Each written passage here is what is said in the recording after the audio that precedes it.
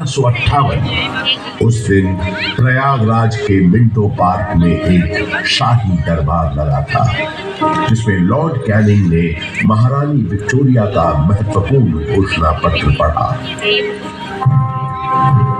आज 1 नवंबर 1858 के दिन से हिंदुस्तान में ईस्ट इंडिया कंपनी का राज खत्म होता है। अब से इंडिया में मलिका विक्टोरिया का राज होगा। ब्रिटिश ताज की हुकूमत होगी यहाँ।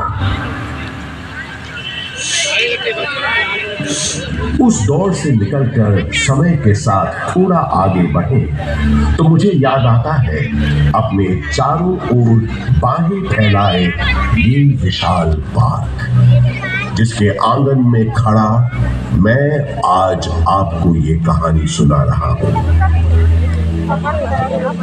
बात सन 1870 की है जब एडिनबर्ग के ड्यूक एल्फ्रेड साहब इलाहाबाद आए थे। उन्होंने यहाँ आकर 133 एकड़ के इस बड़े से भूखंड पर एक विशाल पार्क का शिलान्यास किया था। उन्हीं के नाम पर तो इस पार्क का नाम पड़ा है एल्फ्रेड पार्क। ब्रितानवी हुक्मरानों ने इस पार्क के भीतर कई एक महत्वपूर्ण इमारतों का भी निर्माण करवाया। अब जैसे कि ये मशहूर गवर्नमेंट पब्लिक लाइब्रेरी। इलाहाबाद के उस जमाने के कमिश्नर फ्रांसिस ऑटवे मेन एक लाइब्रेरी बनवाना चाहते थे जिसके लिए उन्होंने मशहूर आर्किटेक्ट रिचर्ड रॉस्किल बेन को बुलवाया और कहा, बेन, हमने तुमको बोला था ना, हमको एक लाइब्रेरी बनाने का है। I remember, sir. आपने बताया था आपका डियर फ्रेंड और इलाहाबाद का एक्स कमिश्नर मिस्टर कटबर्ट बेंसले थॉर्नहिल का मेमोरी में आपको एक लाइब्रेरी बनवाना है, राइट? यस, थॉर्नहिल खुद एक बहुत काबिल टाउन प्लानर था। आधा इलाहाबाद उसी ने प्लान किया है। ये लाइब्रेरी उसकी मेमोरी को बिफिटिंग ट्रिब्यूट होना चाहिए। ओह, आप बिल्कुल बेफिक्र रहें सर।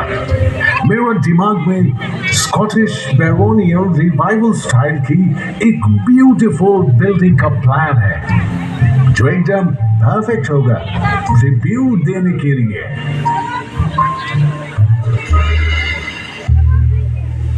वादे के मुताबिक श्रीमान बेन ने एक बहुत ही खूबसूरत इमारत बनाई जिसे उस जमाने में थॉर्नहिल मेन मेमोरियल के नाम से जाना जाता था और आज हम इस शानदार इमारत को गवर्नमेंट पब्लिक लाइब्रेरी के नाम से जानते हैं। यहाँ इस लाइब्रेरी में लगभग 1.25 लाख से भी ज्यादा किताबें और अन्य ऐतिहासिक दस्तावेज मौजूद हैं। पूरे उत्तर प्रदेश में सबसे बड़ी लाइब्रेरी यही है। विक्टोरिया मेमोरियल कोलकाता में है, ये तो सब जानते हैं, लेकिन उससे थोड़ा छोटा मगर बेहद सुंदर विक्टोरिया मेमोरियल यहाँ प्रयागराज में भी मौजूद है।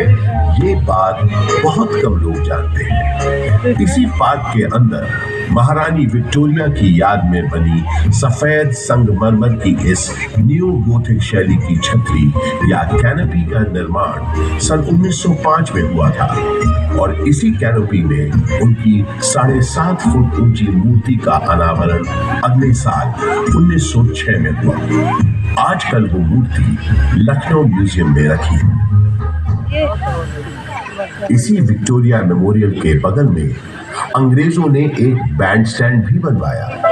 उस जमाने में ब्रिटिश सरकार के ज्यादातर जलसे और दावतें इसी पार्क में हुआ करती थी। उन कार्यक्रमों के दौरान यहाँ पुलिस बैंड बजाने का रिवाज था। इस संगीत का आनंद अंग्रेजों के साथ साथ कुछ रईस और रसूखदार इलाहाबादी भी लेते थे। ऐसा माना जाता है कि ये बैंड स्टैंड अंग्रेजों को एक बंगाली सज्जन बाबू नीलकमल मित्रा ने भेंट किया था।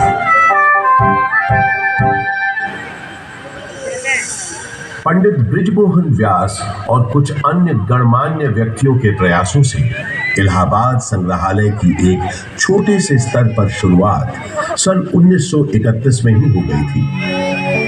एल्फ्रेड पार्क में म्यूजियम के वर्तमान भवन का शिलान्यास पंडित नेहरू ने 14 दिसंबर 1947 को किया और भारतवर्ष के 4 राष्ट्रीय संग्रहालयों में से एक इलाहाबाद म्यूजियम सन 1954 में आम जनता के लिए खोल दिया गया।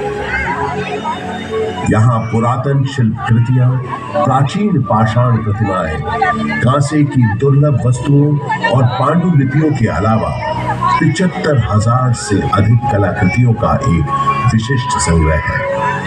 वास्तुकला के इन धरोहरों और अद्वितीय संग्रहालय के अलावा ये पार्क एक ऐसे स्वतंत्रता सेनानी के नाम के साथ भी जुड़ा है जो कभी फिरंगियों के हाथ न आया और हमेशा आजाद ही रहा।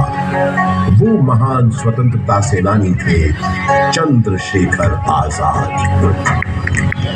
भारत के स्वतंत्रता संग्राम में इनका अभूतपूर्व योगदान रहा है। मशहूर क्रांतिकारी दल हिंदुस्तान रिपब्लिक एसोसिएशन को हिंदुस्तान सोशलिस्ट रिपब्लिक एसोसिएशन के नाम से न सिर्फ उन्होंने पुनर्गठित किया बल्कि भगत सिंह, राम प्रसाद बिस्मिल, अशफाक उल्लाह खान जैसे अनेक क्रांतिकारियों को उसमें शामिल भी किया। सन 1931 में चंद्रशेखर आजाद एक खुफिया और बेहद महत्वपूर्ण काम के लिए इलाहाबाद आए और 27 फरवरी के दिन उन्होंने अपनी पार्टी के एक सदस्य सुखदेव राज से इसी एल्फ्रेड पार्क में गुप्त मीटिंग की योजना बनाई। किसी भेदिए ने ये सूचना British police officer mister Nott Bower को दे दी। Hello, CID in charge Nott Bower this side. DSP Thakur Vishweshwar Singh से बात कराओ, अर्जेंट मैटर है।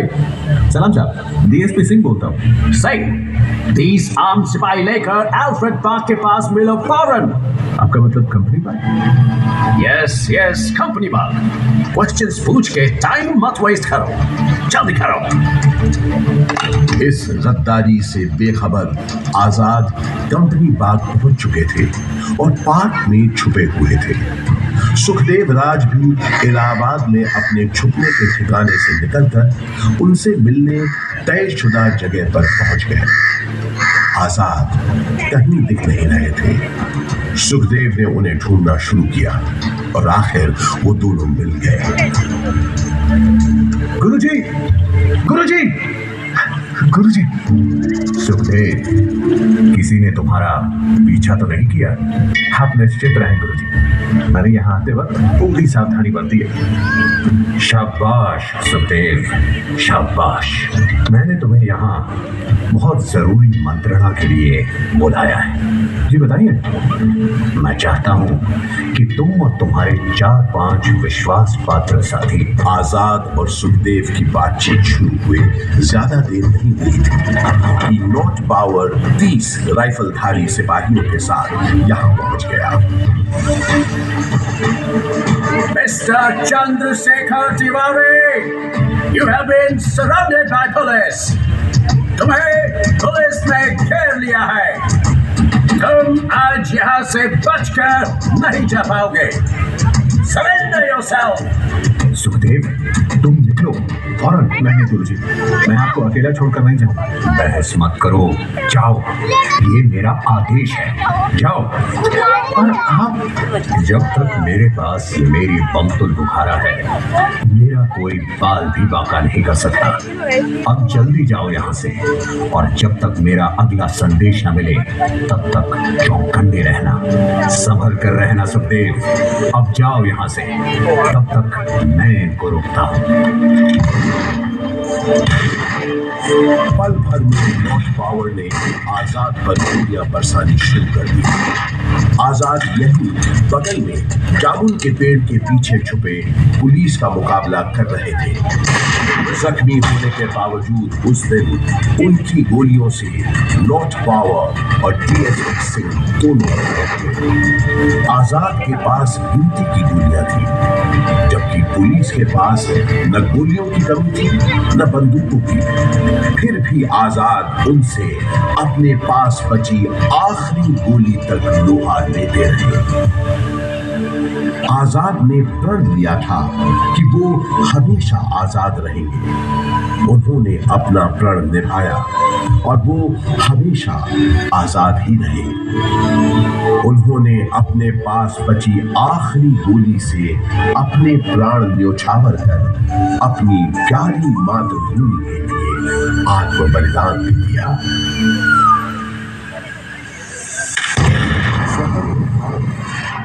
अपने दिल में लिए वो शहीद तो हो गए, लेकिन हिम्मत और बहादुरी की मिसाल चंद्रशेखर आजाद हमारे दिलों में हमेशा के लिए अमर हो गए।